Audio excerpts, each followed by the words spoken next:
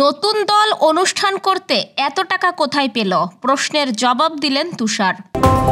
রোজায় দিনে হোটেল বন্ধ রাখার ব্যবস্থা নেওয়ার আহ্বান জামায়াত আমিরের। সংবিধান সংস্কারের জন্য গণপরিষদ নির্বাচনের দাবি এনসিপির। অনেকে প্রতিদ্বন্দ্বী হিসেবে আওয়ামী লীগকে চাই, মন্তব্য নূরের। বাঙালির স্বাধীনতা ও গৌরবগাথার মার্চ মাস শুরু হলো। মধ্যরাতে সড়কে গাছ ফেলে 40 গাড়িতে ডাকাতি। এশিয়ান লিজেন্ডস লিগে তামিমের বিপক্ষে খেলবেন সাকিব। শুনছিলেন দিনের খবরের প্রধান প্রধান শিরোনাম, এবার বিস্তারিত। তার আগে গ্রামের কাগজের ইউটিউব চ্যানেল সাবস্ক্রাইব করুন এবং সব খবর পেতে ফেসবুক পেজ ফলো করুন।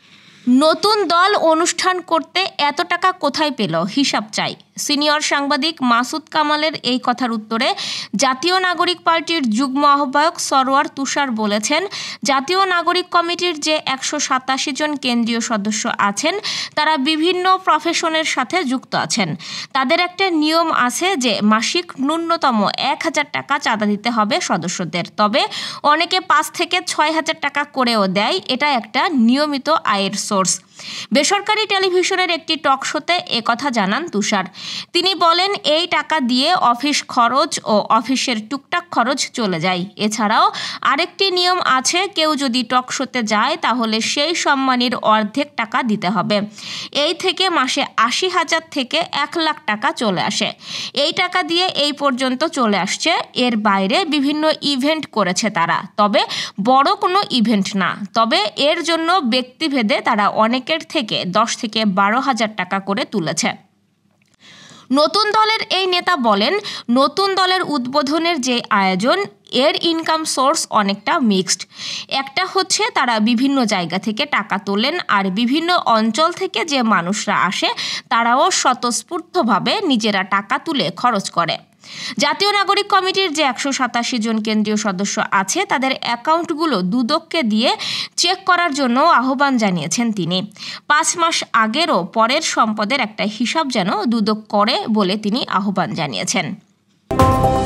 রমজান মাসে দিনের বেলা হোটেল রেস্তোরাঁ বন্ধ সহ সব অশ্লীলতা বন্ধে কার্যকর ব্যবস্থা গ্রহণ করতে অন্তর্বর্তী সরকারের প্রতি আহ্বান জানিয়েছেন জামায়াত ইসলামীর আমির ডাক্তার শফিকুর রহমান।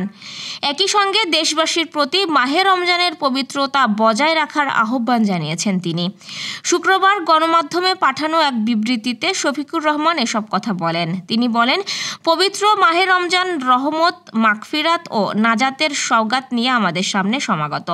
এ মাসের শেষ 10 দিনের মধ্যে রয়েছে পবিত্র লাইলাতুল কদর নামে একটি বরকতময় মহিমান্বিত রাত, যা হাজার মাসের চেয়ে উত্তম। এ মাস তাকওয়া, সহনশীলতা ও পরস্পরের প্রতি সহানুভূতি প্রদর্শনের মাস। জাতি এমন এক সময় পবিত্র মাহে রমজান পালন করতে যাচ্ছে যখন দেশ ফ্যাসিবাদ থেকে মুক্ত হয়েছে।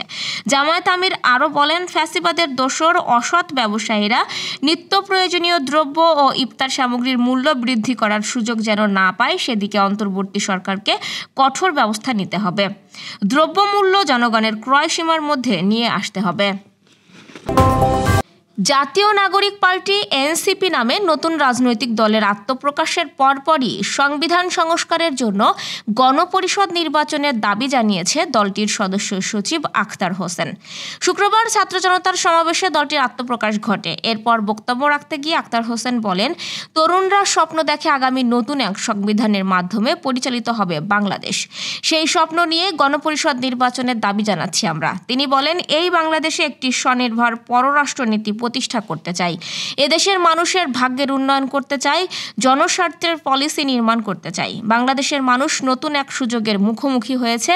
যারা দেশের ভবিষ্যৎ নির্মাণে দায়িত্ব নিতে ইচ্ছুক এবং নতুন কিছু উপহার দিতে চান, তাদের এখনই এগিয়ে আসার সময়। মুক্তিযুদ্ধের স্বপ্নকে বাস্তবে রূপদান করতে চাই। রাজনৈতিক ফায়দা নিতে কেউ কেউ আওয়ামী লীগকে টিকিয়ে রাখতে পাশাপাশি প্রতিদ্বন্দ্বী হিসেবে চায় বলে দাবি করেছেন গণ অধিকার পরিষদের সভাপতি নুরুল হক নূর। শুক্রবার গণ অধিকার পরিষদের বর্ধিত সভায় তিনি দাবি করেন। নুরুল হক নূর বলেন, গণ অভ্যুত্থানের আগেই সংখ্যানুপাতিক নির্বাচনের কথা বলেছিলাম। আগামী নির্বাচন আনুপাতিক হারে হতে হবে। এই দাবি নিয়ে প্রয়োজনে রাস্তায় নামা হবে। ক্ষমতায় আসার আগেই কোনো দলের উৎপাত, আধিপত্য বেড়েছে।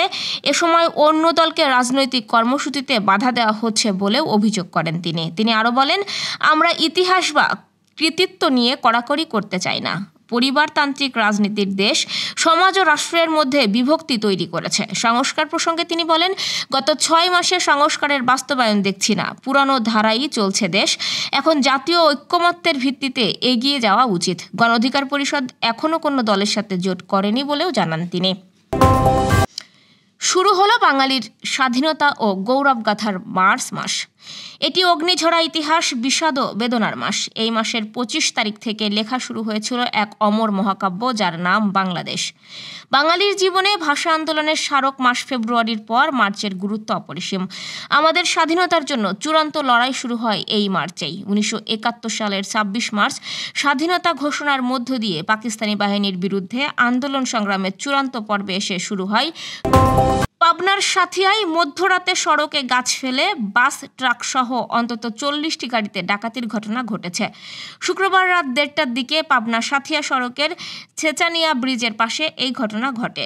সাথিয়া থানার ভারপ্রাপ্ত কর্মকর্তা সাইদুর রহমান বিষয়টি নিশ্চিত করেছেন।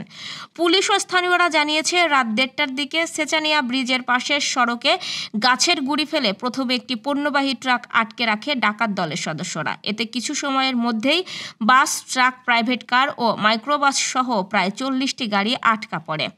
এ সময় 40 থেকে 50 জন হাসুয়া, রামদা, ছুরি, চাকু সহ বিভিন্ন অস্ত্র নিয়ে পর্যায়ক্রমে গাড়িগুলোতে ডাকাতি চালায়। গাড়ির গেট খুলতে দেরি করায় কিছু গাড়ি ভাঙচুর করে তারা।